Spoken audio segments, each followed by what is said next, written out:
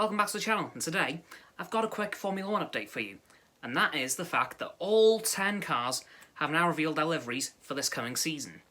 And I'm going to take you guys through them and my thoughts on them very briefly, as there is 10 to go through, and of course that's going to take a long time.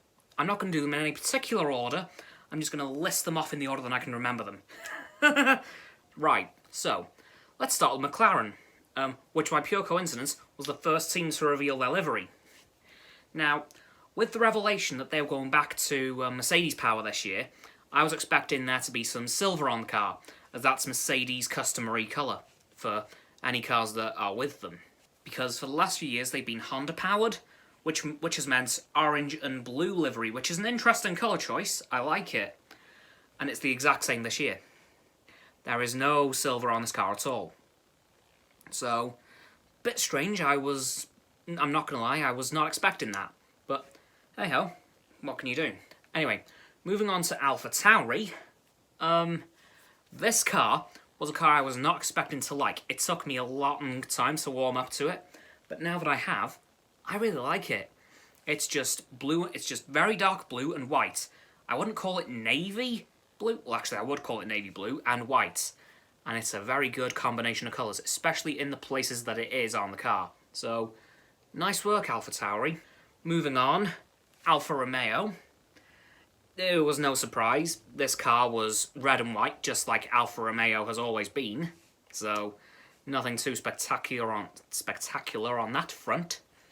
Moving on to the newcomer, well, kind of newcomer, Aston Martin. As last year they were known as Racing Point, but Aston Martin has joined the team, so now they're an Aston Martin team, which is a very good thing to see. No surprises here, the car's green. Like Aston Martin Racing Green, so... Oh god, big shock. Didn't see that coming, except for one little strip of pink along the bottom of, all the way around the bottom of the car. But that's the only bit of pink on there. And the only other bit of pink is the shoulders on their racing kits. Anyway, so that wasn't much of a shock. Next up, Mercedes.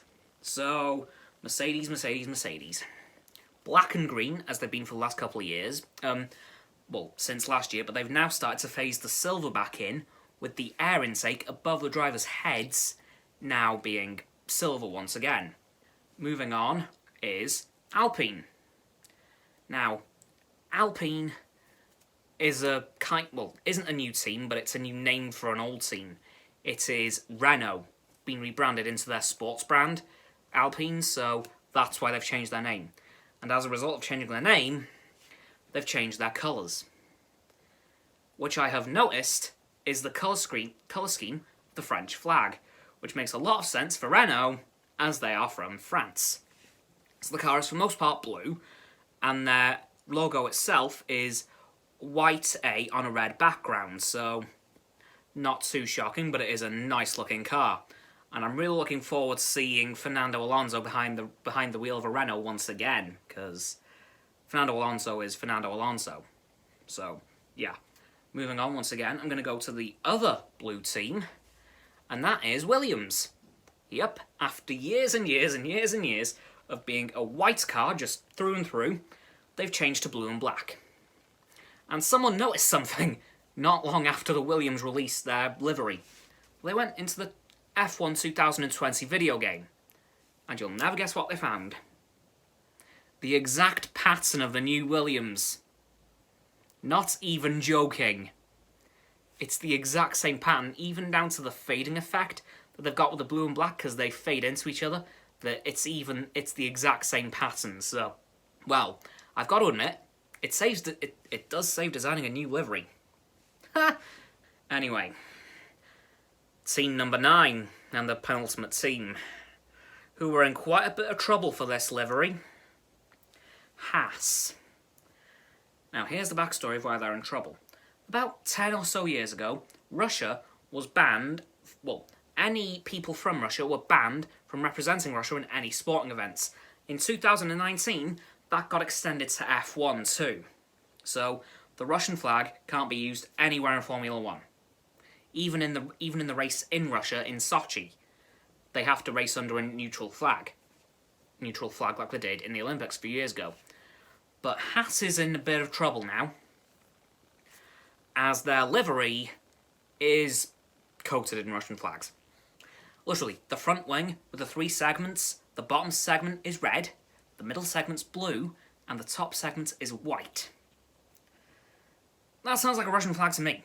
So, Haas is in a little bit of trouble right now.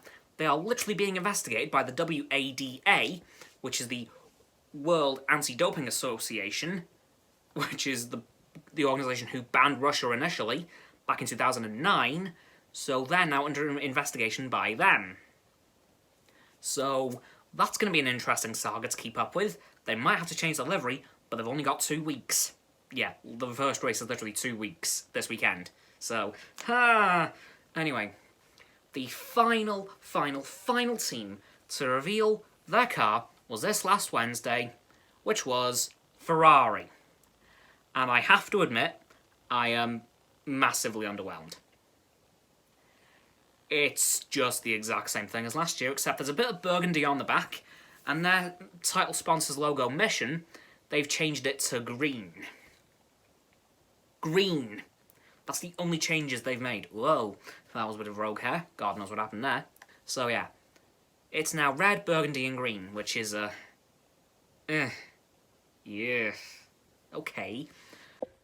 Hey everyone, quick little thing. I forgot to mention Red Bull, because there isn't much to say about them because they haven't changed their car in the last 5-6 years. So, Red Bull's a bit of a meh design. It should be on the screen here somewhere.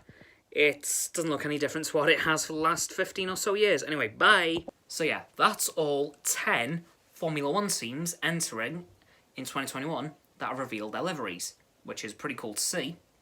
So now we just have to wait for pre-season testing to start this weekend, of which some drivers are already there prepared.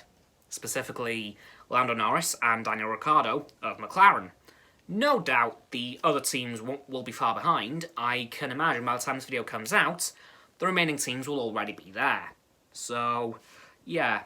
So pre-season testing is starting in Bahrain, which is the track of the first race of the year, in 2 weeks' time, as I mentioned, and hopefully nothing will go horribly wrong in the pre-season tests, except if Haas have to change their livery. Yeah, that's going to be fun. I'll definitely be keeping you guys updated with that saga, as that might be one of the biggest F1 dramas in a long time. Anyway, that's going to do it for this video, guys. As always, people, don't forget to like this video, subscribe to mine and Roxanne's YouTube channels. Her link is in the link tree in the description. My sub button is down there. Yep, that one. Once you've hit both our sub buttons, don't forget to click both our bell icons, get both sets of our notifications. Comment as well, because why not? And let me know what you think of the new F1 liveries if you've seen them. And if you don't, please go check them out and then let me know what you think. Don't forget to follow me on Facebook, Twitter and Instagram, and Roxanne on her blog and YouTube.